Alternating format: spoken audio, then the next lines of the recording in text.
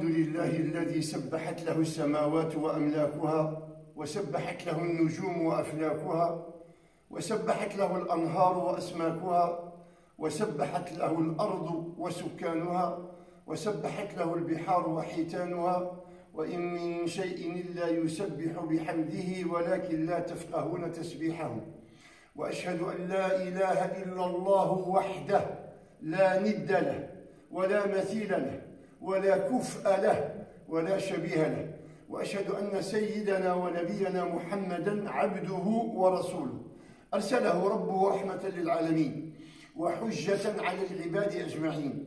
اللهم صل وسلم على المبعوث إلى الثقلين. اللهم صل وسلم على نبي المسجدين. اللهم صل وسلم على صاحب القبلتين. اللهم صل وسلم على جد الحسن والحسين. اللهم صل وسلم على المبعوث رحمة للعالمين. Allah subhanahu azza wa jal, il dit, بعد أعوذ بالله من الشيطان الرجيم, الذي خلق الموت والحياة ليبلوكم أيكم أحسن عملا.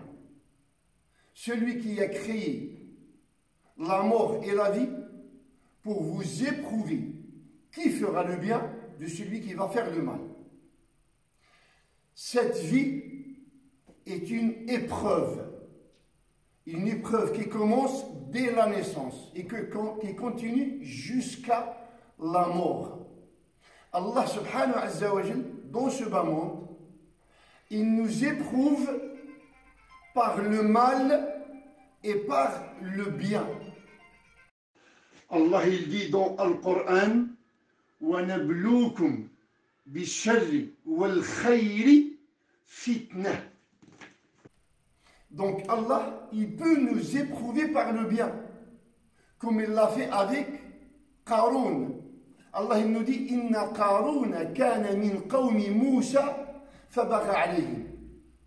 Qaroun faisait partie des fils d'Israël. Et c'était un grand adorateur. Il était très très proche de Moïse.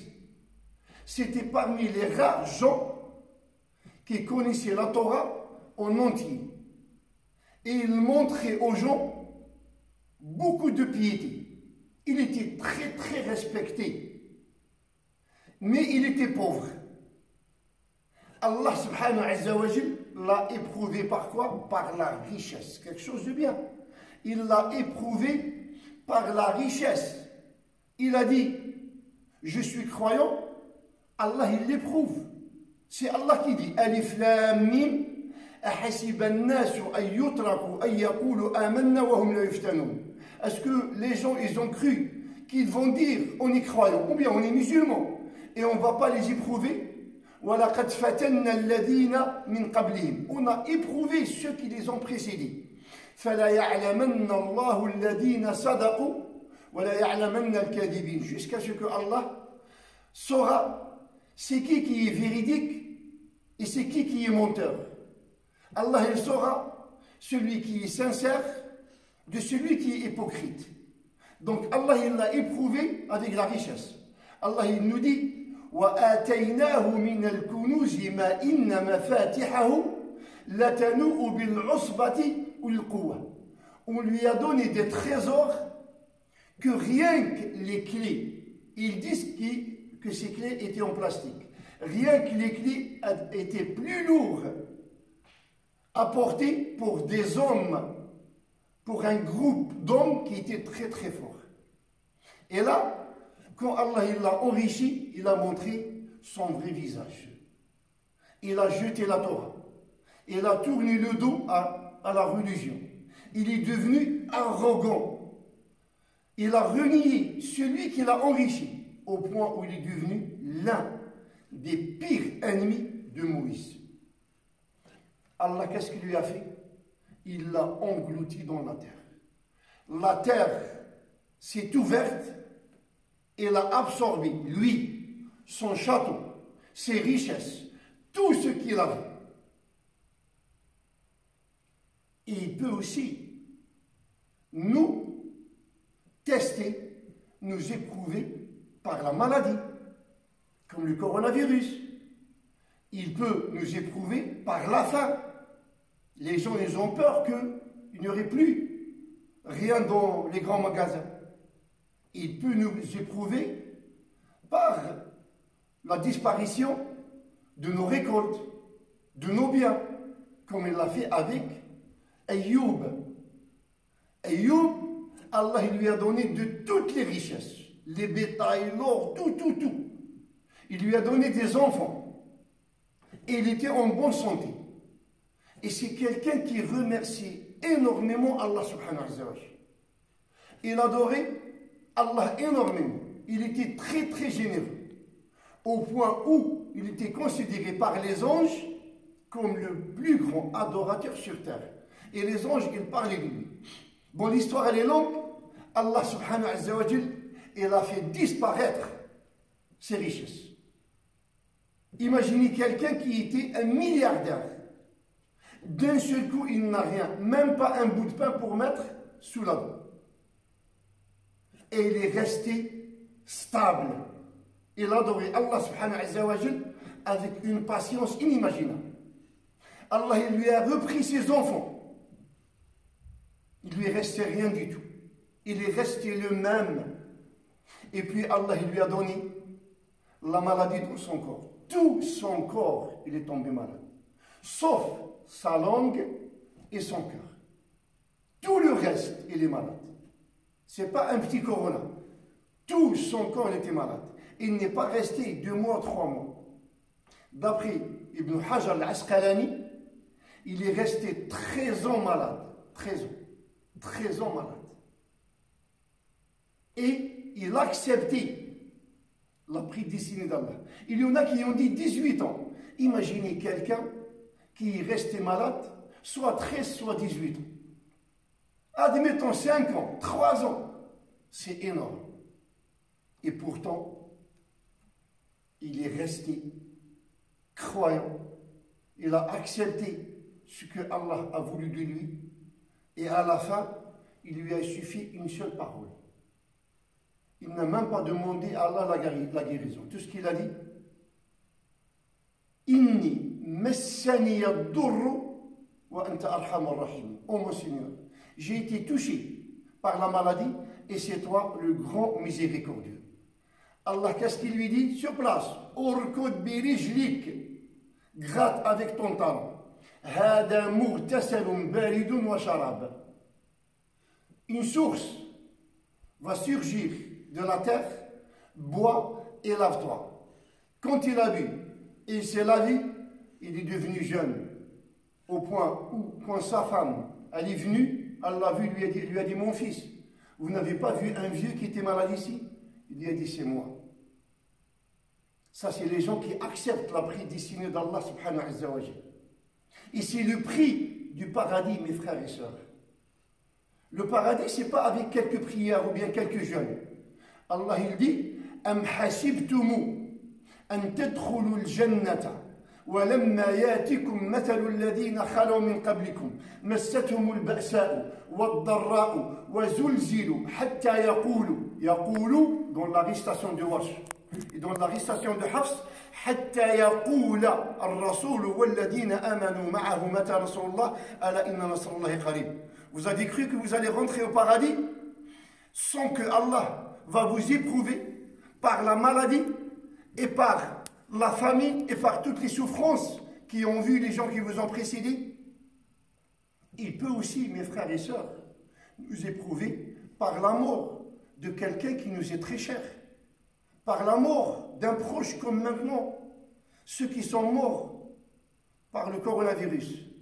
Leur famille, ils souffrent, mais ils doivent accepter la prédestinée d'Allah. Ils doivent faire comme Salim. Salim, c'est une sahabiya, c'est une compagnon du prophète sallallahu alayhi wa sallam. Son mari, c'était un compagnon qui s'appelait Aba Talha. Salim et Aba Talha avaient un fils qui avait 10 ans. Ils aimaient énormément cet enfant. Un jour, il est tombé malade, comme ceux qui sont malades par le coronavirus. Aba Talha, il est sorti le matin pour aller travailler. Son fils, il est décédé après lui. Sa mère, qu'est-ce qu'elle a fait? Elle n'a pas frappé son visage.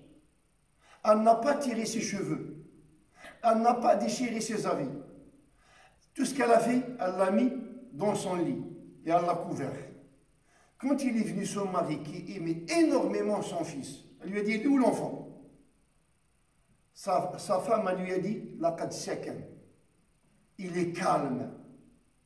Laqad sakan, elle veut dire, il est mort, et elle veut dire aussi, il dort. Elle lui a dit, laqad sakan, il est calme. Lui, il a compris qu'il dort. Elle lui a donné à manger. Le matin, il a pris son petit déjeuner, et là, qu'est-ce qu'elle lui dit? Il lui dit, ya Aba Talha, si quelqu'un il laisse chez toi un dépôt, et puis il vient le reprendre, il lui dit, je lui donne son dépôt, je lui donne ce qu'il lui doit. Et elle lui a dit, si ce dépôt il est resté très longtemps chez toi, 10 ans, il lui a dit, c'est une raison de plus pour que je lui rende son dépôt. Elle lui a dit, Allah, il a pris son dépôt, ton fils il est décédé. Lui, il s'est mis en colère. Et il est parti sur le prophète. Et là, j'ouvre une parenthèse pour les couples. Il s'est énervé contre sa femme. Il ne l'a pas insulté. Il ne lui a pas dit Allah ya'alwaldik. Il ne lui a pas dit on est divorcé 3 fois. Il ne l'a pas frappé. Il ne lui a pas craché dessus. Il est parti chez le prophète sallallahu alayhi wa sallam. Et les couples musulmans, c'est ce qu'ils doivent faire. Quand ils ont un problème, ils doivent revenir au Coran et à la Sunna. C'est pas directement on est divorcé. Non, monsieur, ils doivent revenir au Coran. Donc il est parti chez le prophète sallallahu alayhi wa sallam. Il a dit, ô messager de Dieu, mon fils il est décédé hier et ma femme, elle ne m'a rien dit jusqu'à ce matin. Le prophète sallallahu alayhi wa sallam, il a fait un grand sourire. Ah, il lui a dit, c'est pour ça que j'ai vu ta femme hier au paradis. Si vous patientez pour vos malades, pour vos morts, mes chers frères, c'est le paradis. C'est le paradis. Donc, essayons de comprendre cet avertissement. Le coronavirus est un avertissement pour qu'on revienne vers Allah et non pas s'éloigner encore plus. On doit accepter ce que Allah nous a donné, ce que Allah il a écrit pour nous 50 000 ans avant que l'univers soit créé. Soyons des vrais croyants. On va essayer de gagner ce concours avec la foi, de réussir ce test qui vient d'Allah subhanahu wa ta'ala avec la patience et accepter ce que Allah nous a donné. Ud'u Allah innahu sami'un alim.